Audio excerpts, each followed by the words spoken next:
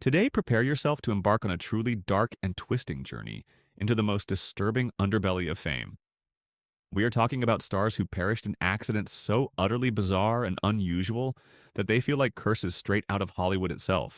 These are the kinds of twisted stories that effortlessly blend deep mystery, heartbreaking tragedy, and moments of pure, unadulterated disbelief. Some of these final curtain calls are so incredibly strange that not even the most brilliant screenwriter in the business could have possibly dreamed them up. Do you really think you can handle the shocking truths you are about to discover? Let's begin with number 1, Jeff Porcaro. He was so much more than just a drummer. Jeff Porcaro was the literal heartbeat of rock music, the rhythmic architect standing tall behind timeless anthems we all know, like Africa and Rosanna from the legendary band Toto. His surgical technical precision, his absolutely impeccable groove, and his innate God-given talent turned him into one of the single most sought-after session musicians of the entire 1980s. Every single strike of his sticks had a deep intention, and every pause was a bold statement. He didn't just play the drums, he made that instrument actually speak to people. But absolutely everything changed forever on the afternoon of August 5th, 1992. While standing in his garden in Los Angeles, Jeff began spraying insecticide to protect his beloved plants. But only a short time later, he started feeling terribly ill. His family rushed him to the hospital in an emergency, but sadly it was already far too late. At just 38 years old, Jeff's heart simply stopped beating, leaving the entire music world in a state of total shock. Initially, the official report stated that a severe allergic reaction to the pesticide had triggered a fatal heart attack. The public wept for the tragic loss of a true genius, believing that this tragedy had been just that, a completely absurd and random domestic accident. It seemed like a giant of the music industry had been taken down by nothing more than a common garden chemical. However, the autopsy eventually revealed something much darker.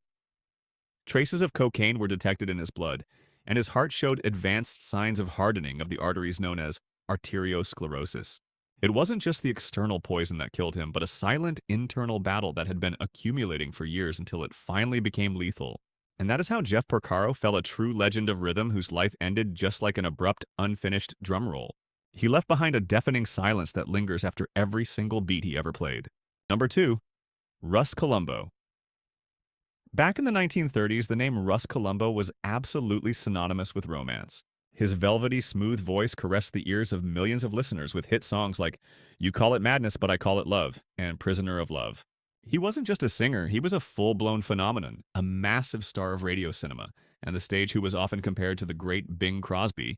All of Hollywood was surrendering at his feet until one fateful Sunday in September, when destiny pulled the trigger. It was September 2nd, 1934. Russ was visiting his close friend, the photographer Lansing Brown, at his home. Brown had a collection of antique weapons, and the two of them began handling a seemingly harmless dueling pistol, one of those old types that aren't supposed to fire anymore. Brown was playing around with the trigger while holding a lit match to see better. Suddenly, there was a click, a flash, and a completely unexpected gunshot. The bullet ricocheted off a nearby table and embedded itself right above Russ's left eye. Columbo slumped over to the side, instantly falling unconscious. He was rushed to Good Samaritan Hospital, where surgeons tried desperately to save him, but the bullet had already penetrated his brain. 6 hours later, the young idol of America died without ever saying goodbye at barely 26 years old. The authorities ruled it a simple accident. There were no arrests. A devastated Brown said it was just a game, a moment of distraction, but the press and the public were never fully satisfied with that explanation. How could a supposedly safe antique weapon end up taking the life of one of the most beloved men in the entire country? What actually happened that afternoon, and why did everything seem just a little too convenient? Russ Columbo was buried amidst a sea of tears, flowers, and unanswered questions. His career was just about to explode and his voice was in its absolute prime, but in a split second it all vanished. Today his music lives on in old recordings and his story is repeated as a grim warning in Hollywood. It proves that even random chance has the power to kill. Number 3, Mark Frechette. He was discovered in the middle of a street fight screaming against the world, and that is exactly how Michelangelo Antonioni chose him to star in the film Zabriskie Point. Mark Frechette was a young, rebellious, and incredibly magnetic figure. He quickly became the face of an entire disillusioned generation. His performance captivated the public, and for a brief moment it seemed like the skies of Hollywood were opening up for him. But that golden promise was not destined to last very long. Shortly after his initial success, Mark began to drift away from the world of traditional cinema. He rejected roles, joined an anarchist commune, and lived in a parallel world where money was the enemy and fame was considered a mistake. 3 years later, he starred in a real-life act that no screenwriter would have ever dared to write. He participated in an attempted bank robbery without using loaded weapons, guided by an ideological cause rather than greed. He was arrested and sentenced to prison. Inside the prison walls, his free spirit felt cornered, but he kept training, reading, and lifting weights, trying to find some meaning in the routine. Until the fatal day arrived on September 27, 1975. During a weightlifting session, a 150-pound barbell fell directly onto his neck. Mark Frechette died from asphyxia, completely alone and isolated within the unforgiving walls of his prison cell. He was only 27 years old when the authorities decided to rule out any possibility of a crime. They claimed it was just a tragic accident, but his story certainly didn't end right there in that cell. Today, Mark Frechette is remembered as the actor who truly lived his life like a character from his own movie, a rebel who dared to challenge the entire system and ended up paying the absolute highest price for it. He may have died young, yes, but he remained faithful to his role until the very last second ticked away. He was a true nonconformist who never once asked for permission, nor did he ever offer apologies. Number 4. Roy Kinnear. For so many years, the name Roy Kinnear was practically synonymous with joy and laughter. His distinctively round face, that innocent gaze, and his undeniable talent for comedy turned him into one of the most endearing and beloved British actors across both cinema and television. He appeared in timeless classics like Willy Wonka and the Chocolate Factory, and even starred in Help alongside the legendary Beatles. He was in dozens of period productions, but ultimately it was a swashbuckling sequel that would tragically seal his fate forever. Back in September of 1988, Kinnear found himself in Toledo, Spain, filming The Return of the Musketeers, which was the third installment of a very popular franchise. During a scene that required him to ride a horse across an uneven cobblestone bridge, something went terribly wrong. The animal suddenly slipped and Kinnear fell heavily to the ground, fracturing his pelvis. He was immediately rushed to a hospital in Madrid for emergency care. It looked like a serious injury, sure, but one that was treatable. However, his body simply could not withstand the sheer physical trauma. The very next day, he passed away from a massive heart attack triggered by internal bleeding at just 54 years of age. The production came to a dead halt, and his fellow actors were left weeping in shock. The director, Richard Lester, was completely devastated. Absolutely no one expected that a routine scene would turn into such an irreversible and heartbreaking tragedy. His family sued the production company for negligence, and the case ignited a fierce debate regarding safety standards on international film sets. Was it truly worth risking human lives just to get a spectacular shot for a movie? Were the necessary precautions actually taken? For a moment, the industry was forced to confront the grim and raw reality hiding behind the spectacle. Not everyone who falls down in the movies manages to get back up after the director yells cut. Roy Kinnear was never a leading man in the traditional sense, but his loss left an immense void. He was exactly the type of actor who could transform every scene and every line into something deeply human and relatable. He died doing what he loved, yes, but comedy never quite sounded the same again without his sincere laughter resonating from behind the camera. Number 5. Olive Thomas was Hollywood's very first it girl, a dazzling beauty with a smile that could completely disarm anyone. Olive Thomas, a former Ziegfeld Follies girl, conquered the world of silent cinema with her unique blend of pure innocence and allure. In just a few short years, she starred in massive hits like The Flapper and Out Yonder, becoming the definitive face of a new era in entertainment. But once the camera stopped rolling, her life was anything but a fairy tale. In September of 1920, Olive and her husband, the actor Jack Pickford, brother of the legendary Mary Pickford, were on vacation in Paris. One night, after hours of heavy partying, they returned to their suite at the Hotel Ritz. Olive, who was intoxicated and exhausted, went looking for something to relieve her discomfort. In the dim light, she grabbed a bottle from the bathroom shelf without reading it. The label was written in French. Without knowing, she drank a lethal dose of mercury bichloride, which was a topical medication used to treat her husband's syphilis. Minutes later, she began to convulse violently. Jack rushed her to the hospital immediately, but the poison was already doing its deadly work. For 5 agonizing days, doctors fought to save her life, while the press around the world launched wild theories. Was it an accident, suicide, or murder? On September 10, 1920, Olive died at only 25 years old, leaving Hollywood and her fans in a state of total shock. Her death marked the true beginning of the dark side of fame and the mecca of cinema. It was the first truly Hollywood tragedy where glamour and scandal intertwined into a story that still resonates with us today. Olive Thomas wasn't just a star. She was the ultimate symbol of how fame can shine brightly and then burn out in a single instant. Number 6. Jeffrey Hunter. Throughout the 1950s and 60s, Jeffrey Hunter was the perfect face of the American hero. With his piercing blue eyes and serene presence, he famously played John Wayne's adopted son in the classic film The Searchers. He was even chosen as the very first captain of the Starship Enterprise in the Star Trek pilot, long before William Shatner took the helm. He was a versatile actor, highly respected, and right in the prime of his professional career. But on May 26, 1969, everything changed with a dull, heavy thud inside his home. While he was walking down the stairs, he suffered a sudden intracranial hemorrhage. The bleeding caused him to lose his balance instantly. He knocked over a flower pot and hit his head violently against a banister. He lay there unconscious and alone until he was found later by a friend. They rushed him to the Valley Presbyterian Hospital where he underwent emergency brain surgery, but the injury was simply too severe. The following day, Jeffrey Hunter passed away at 9:30 in the morning at the young age of just 42. A man who had bravely faced cowboys, pirates, and aliens in fiction brought down by a simple staircase in his own home. His passing went almost completely unnoticed by the mainstream press, fading quietly into the background. The ruthless world of show business had already left him behind, swiftly replacing him with fresh new faces. But the loyal fans of Star Trek and classic westerns knew exactly what had been lost. An actor with class, undeniable charisma, and a future that still promised greatness. His abrupt end left behind the haunting sensation of a story that was never quite finished being written. Jeffrey Hunter didn't die in some glorious interstellar battle or a dusty duel of the Old West. He died in silence, a tragic victim of his own failing body and terrible misfortune. But like any good captain, his legacy continues to travel through the stars, even if his own ship never fully took off the way it should have. Number 7. Earl Anthony. During the 1970s and 1980s, one man reigned silently across the glossy lanes of American bowling alleys. Earl Anthony operated with surgical precision and a calm that seemed almost inhuman. This lethal lefty conquered 43 PBA Tour titles, setting a record that seemed absolutely impossible to break. They nicknamed him The Machine because he simply never missed.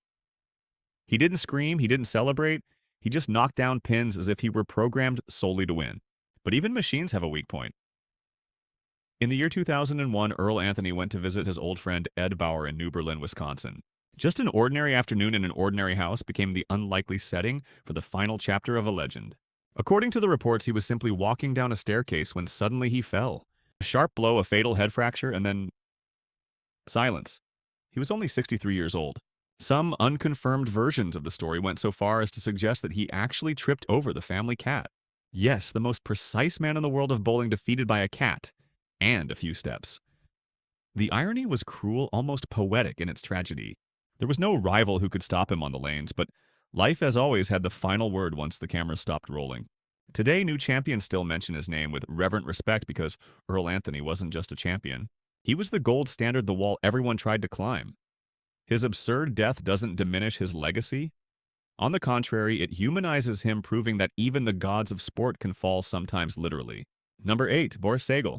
Boris Sagal was a deeply respected man, even if he wasn't always the visible face of his projects. He had directed iconic episodes of The Twilight Zone Alfred Hitchcock, presents Columbo and The Mary Tyler Moore Show. He was a master behind the camera, a visual storyteller who knew exactly how to build tension with elegance. In the 1970s, his transition to cinema was impeccable, standing out with films like The Omega Man starring Charlton Heston. But history would not allow him to properly close out his filmography. In 1981, Seagal found himself in Oregon supervising the filming of a miniseries about the First World War. It was an ambitious production filmed at the Timberline Lodge, complete with military equipment extras and helicopters. On May 22nd, after stepping off one of those aircraft, Boris made a fatal mistake and turned in the wrong direction. Instead of moving away from the machine, he walked backwards straight toward the tail rotor, which was still spinning at full speed.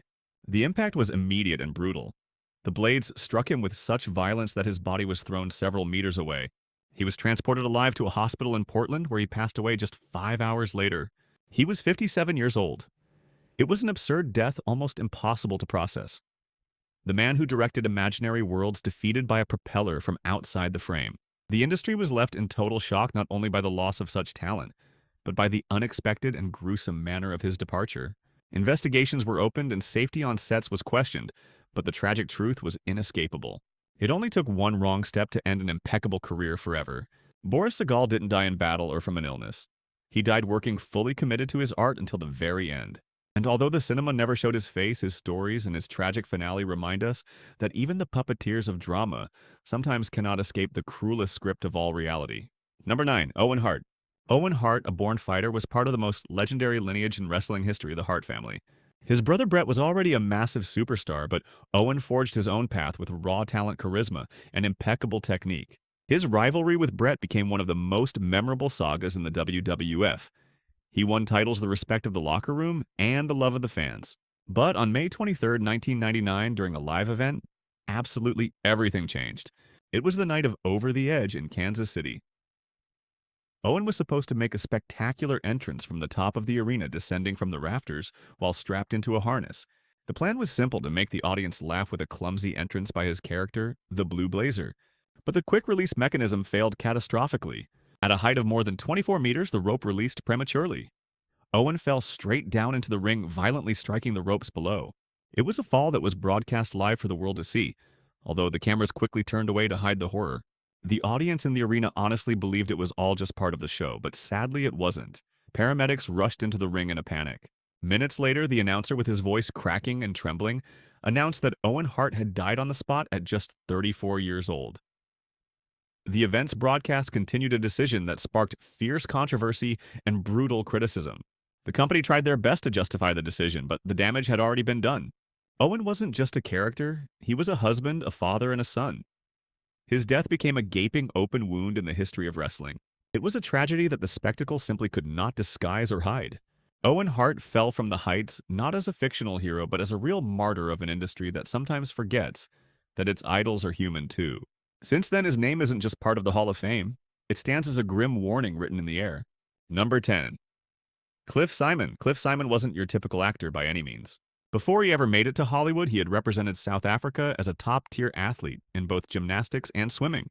His body was a precision machine and his discipline was unbreakable, but it was on screen where he found his true calling, playing Bale, the charismatic and ruthless antagonist in Stargate SG-1. With his intriguing accent and piercing gaze, he turned that villain into an absolute legend. For years, Simon embodied darkness with incredible style. Fans adored him not just for his talent, but for his warmth and humility whenever the cameras were off. He seemed completely invincible even when he was away from the set. That is why the news of his death on March 9, 2021 struck like lightning. His wife Colette confirmed it on social media. Cliff had died in a kiteboarding accident at Topanga Beach, California. The sea, which was his place of peace and escape, tragically became his trap. A sudden gust of wind, a poorly hooked cable, or a wave higher than normal. No one knows for sure what happened. It was only known that his lifeless body was found on the coast after an accident that left no witnesses, only pain and lingering questions. The Stargate community mourned him with intense grief, not just for the character he played, but for the man behind the role. Strong, passionate, generous, and athlete turned actor who died exactly as he lived, pushing the limits of the possible. Cliff Simon wasn't defeated by an enemy on screen, but by the unpredictable force of nature itself. And while the waves continue to batter the shores of Topanga, the echo of his final adventure remains there like a whisper from the sea that took one of its own. Number 11. Naya Rivera. Naya Rivera was pure light. She shone brightly on screen as Santana Lopez in Glee, sarcastic, vulnerable, and powerful. Her character broke down barriers on television, giving much-needed visibility to a generation of young people who didn't feel represented. Besides acting, she sang with incredible power. Her presence was simply magnetic. But behind that radiant smile, Naya's life was also marked by silent struggles and a tragic destiny that no one could have foreseen. On July 8, 2020, Naya rented a boat at Lake Peru in California, along with her 4-year-old son. It was a quiet afternoon, just a casual outing. Mother and son dove into the water like they had so many times before, but this time something changed. Investigators believe that a sudden current began to drag them away. With her very last ounce of strength, Naya managed to push her son back onto the boat, and then she disappeared beneath the surface. Hours later, the little boy was found all alone asleep on the boat with his life jacket still on. He said that his mother never came out of the water. The search lasted for 5 agonizing days. Finally, her body was recovered on July 13th. She was only 33 years old, a young promise snuffed out by nature, not by scandal or excess, but by a desperate act of love. The world wept for her departure. Her Glee castmates remembered her with touching tributes. Fans flooded social media with messages of gratitude because Naya wasn't just an actress. She was a symbol, she was a voice, and she was a literal and emotional savior. Her final action wasn't a singing solo, but a silent sacrifice from a mother to her son. Naya Rivera didn't die because she failed. She died because she chose to save. And although the lake took her body, the echo of her song still floats in the air. Every time a note from Glee plays, she is still there singing from the depths. Number 12. Wong Kar-kui. In Asia, his name is absolute legend. Wong Kar-kwai, the vocalist and guitarist of the group Beyond, was much more than just a musician. He was a poet of rock, a rebel with a cause, and a hopeless dreamer. His lyrics spoke deeply of freedom, justice, and humanity. Songs like Boundless Oceans, Vast Skies, and Glorious Years transcended languages, censorship, and generations. But on June 24, 1993, his voice was extinguished in a way that was as absurd as it was tragic. That day, Wong was participating in a game show for Fuji TV in Tokyo, Japan.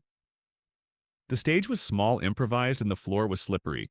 It happened during what was supposed to be a completely harmless game, a moment of fun that turned dark when both he and the host slipped right at the edge of a high platform. They plummeted down from a height of nearly 10 feet, smashing hard onto the ground below. The host actually landed directly on top of Wong, driving his head violently against the floor. The singer was knocked unconscious instantly and was rushed to the hospital, but he slipped into a deep coma. After fighting for his life for 6 agonizing days on June 30th, Wong Kar-kwai was pronounced dead. He was only 31 years old, gone far too soon.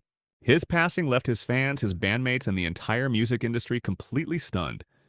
They hadn't yet realized they had lost a legendary voice that was single-handedly reshaping the course of Asian rock history. Subsequent investigations uncovered serious negligence regarding the show's safety measures, yet shockingly, no one was ever truly punished for it.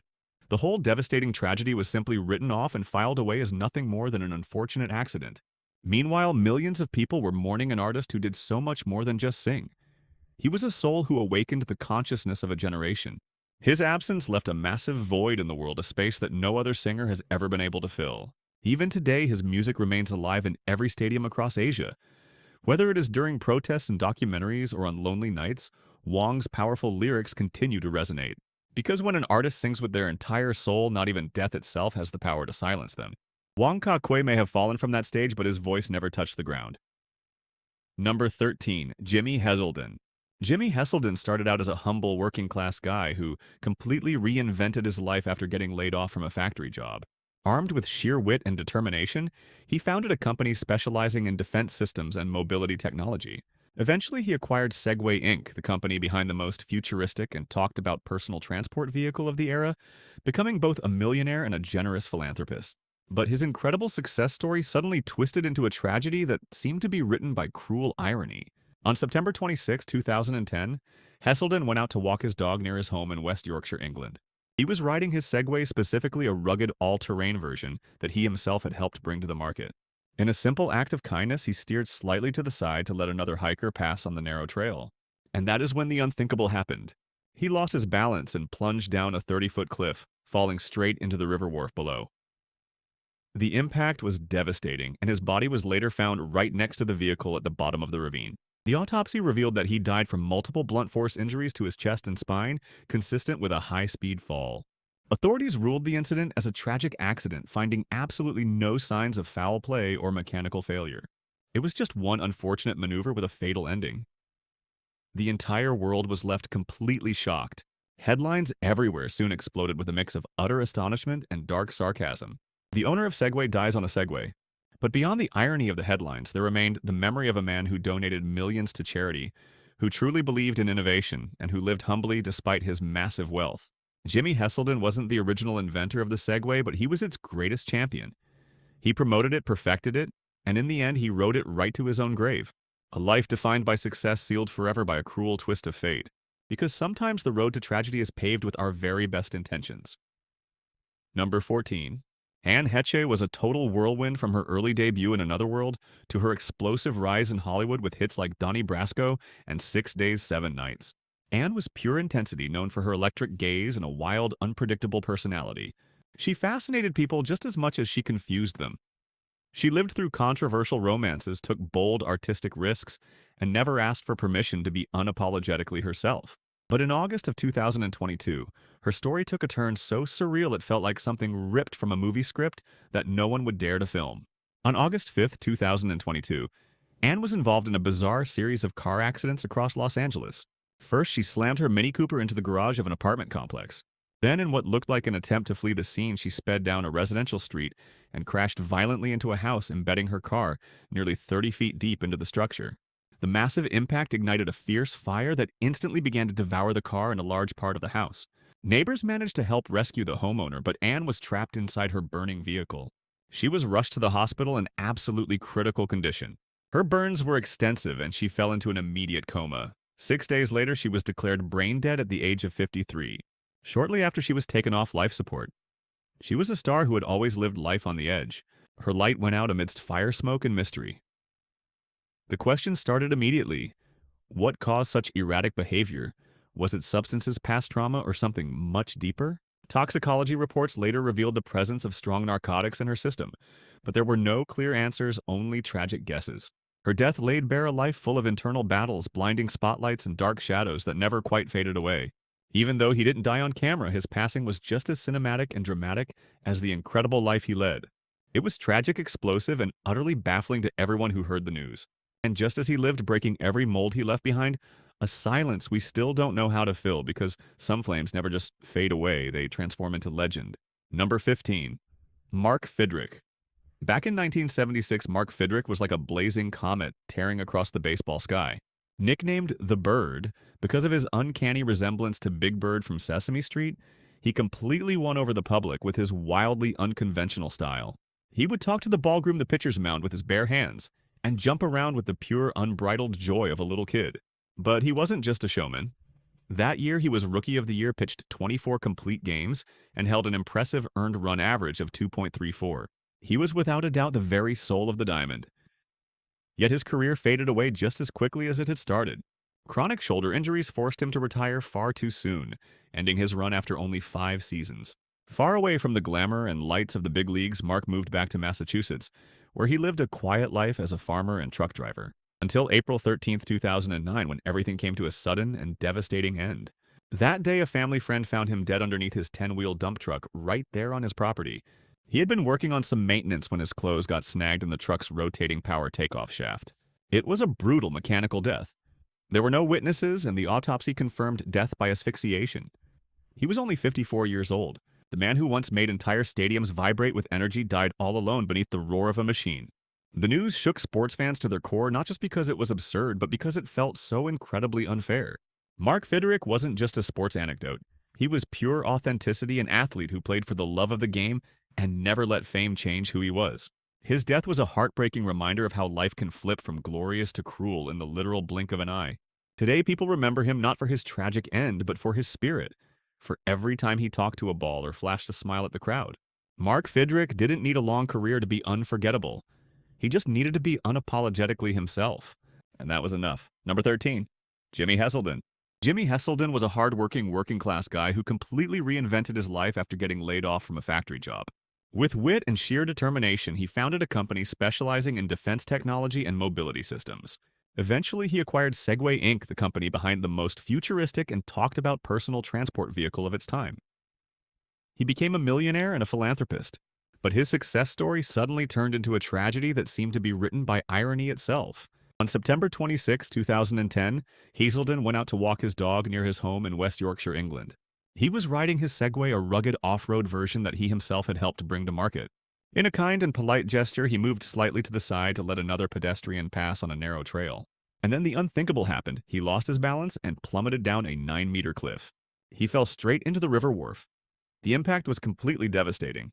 His body was found alongside the vehicle at the bottom of the ravine. The autopsy revealed that he died from multiple trauma injuries to his chest and spine, consistent with a high-speed fall. Authorities classified the event as an accident with no signs of foul play or mechanical failure, just an unfortunate maneuver with a fatal outcome. The whole world was left with their jaws on the floor.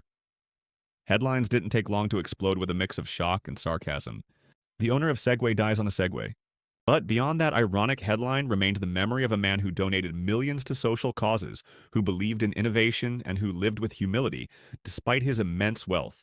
Jimmy Heselden wasn't the inventor of the Segway, but he was its biggest champion and defender. He promoted it, he perfected it, and in the end, he rode it right to his own grave. A life of success sealed by a cruel twist of fate. Because sometimes the road to tragedy is paved with our very best intentions.